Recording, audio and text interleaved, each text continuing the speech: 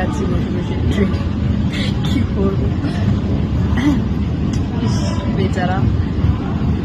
আমি আরাম করে যাচ্ছি আর ওরা, যাই হোক কি আর করা যাবে। আমি ট্রেনে উঠতে না পেরে সিটিং পেলাম, তাও আবার বিনা টিকিটে, তার মধ্যে বসে খাচ্ছি। এটাই মেলাতেই কিনেছি,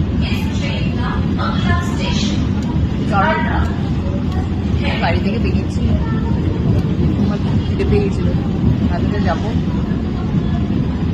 খাবার সব বাড়ি থেকে প্যাক করে দিয়ে দিয়েছে, রুটি তরকারি সব আর কি রাতের খাবার রেডি করে দিয়ে দিয়েছে।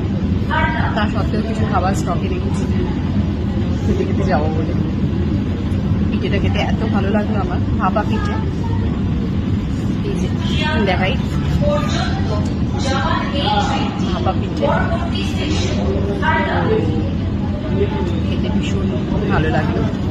আর ওরা দেখলাম বেশ হাইজিন মেনটেন করেই বানিয়েছে, তো যার জন্য কিনলাম।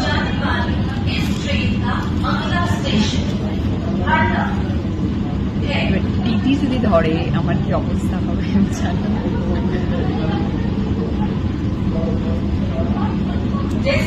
ম্যানেজ করো।